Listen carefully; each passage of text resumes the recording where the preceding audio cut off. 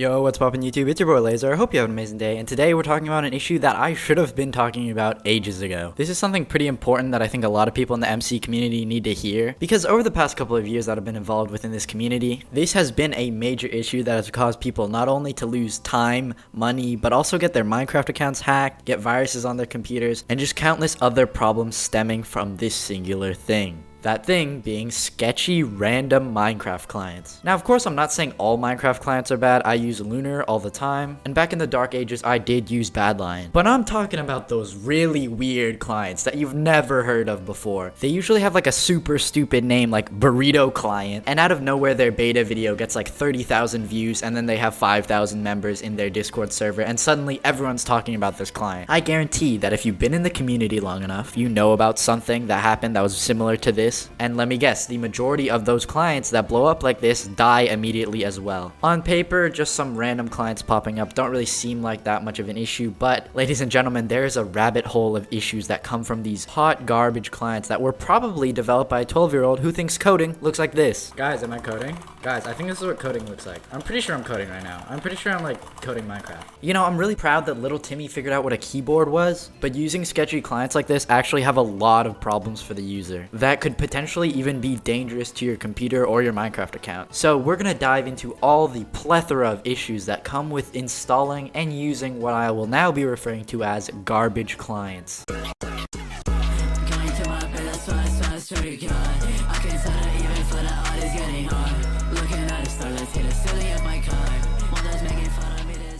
Something that I think a lot of us often forget when using the internet is that files that you download that were given to you from a stranger have a pretty fair likelihood of being just straight up malicious and not at all the thing you wanted to download. I think being a part of the MC community and just downloading so many texture packs from Mediafire has really desensitized us into just clicking any download link on a Mediafire. Because if you actually like step back and think about it, like that file in that Mediafire zip could just literally be anything that you're downloading. Like what if Kino Pax woke up one day and he's like, instead of putting the pack in here, I'm just gonna put 4,000 Trojan viruses and like 20 pictures of like very moldy orange juice. Honestly, I kind of see that a little bit more as a win because I just get more photos for my collection. But being more serious, the actual files in those Mediafire could be literally anything. It could be Java rats, could be keystroke loggers, it could be malware, it could be ransomware. On top of that, if this little like 8-year-old on his mother's laptop wants to play on Burrito Client and installs that random Mediafire, he could make the decision of clicking on an exe, which, you know, we know that's kind of a stupid move as, you know, intelligent, functioning people, but the 8-year-old little Bob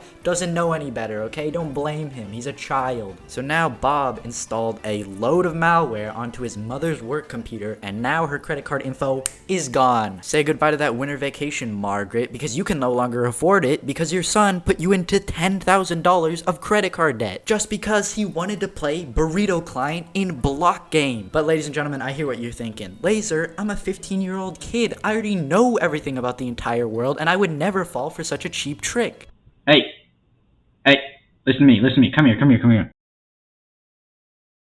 You have no idea what you're talking about. Now, some of these clients are actually developed by competent coders who know what a keyboard is, and so they'll actually make the client look very presentable and legitimate. However, they'll take some of your Minecraft info when you log in on the Microsoft page, or, you know, use other methods like getting some of your identification when you send, you know, packets to a server and stuff like that. Just generally very stealthy ways of compromising and getting your information. So often everything isn't as obvious or blatant as it might seem. Now, of course, I'm not saying every, you know, little underground small client is, you know, out to get your money, out to get your cash. You know, there are some legitimate small communities built around these very niche clients for these very specific audiences. For example, people who really like burritos. Download Burrito Client, link in description, $2.99 for installation fees, and $4,000 to continue playing. However, there is also another level of depth. Even if you found a client that's technically safe and is not, you know, literally stealing your data, there can be still sketchy aspects about it. And that comes to monetization and making that sweet cash off your client and related cosmetics. Often, smaller clients will come out and say, we're not doing this for the money, we're doing it it for the betterment of the community and just the best client that we possibly can. Let me just tell you, first up, just straight up, They're lying. at the end of the day, the dream for a client is to become a successful business where you can, work on the client as a full-time job, become a real company, become an organization like Lunar Client. Lunar doesn't hide the fact that they need to make money in order to pay their employees so that they can feed their children, so that they can live.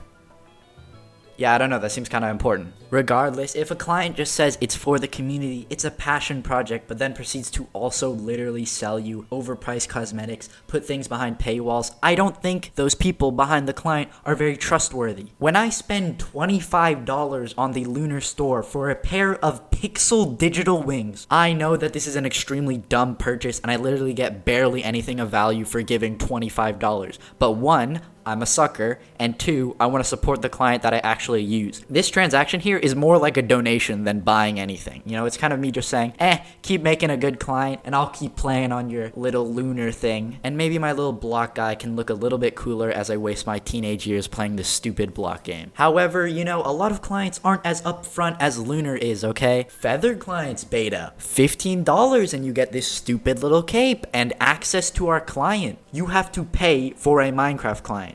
Excuse me? Literally all the biggest Minecraft clients are free. No one's ever been like, yes, ma'am, I would like one Badlion client. Here is $20 USD. I'm not saying this is what Feather Client did. I'm just saying other clients have done this and I've seen it, where they'll take this like insanely high, stupid fee for people to have access to their client because they know that when someone actually uses their client, they're gonna go, this is hot garbage, and never use it again. And if you're not using the client, you're not gonna spend money in the shop and buy cosmetics. I'm sure there's a plethora of amazing clients and actually, good software out there, but it's such a wild west of quality and just general usability and scumminess of the admins and the staff that I can't justify with myself a reason to download any of these. This is why I strongly encourage everyone to download a client that has a team behind it and a reputation that you can trust. This is why I really love Lunar, because while it doesn't have the best mods or, just deletes replay mod all the time, it has a development team that I trust and has a good reputation up until now. I switched from Badlion after I just,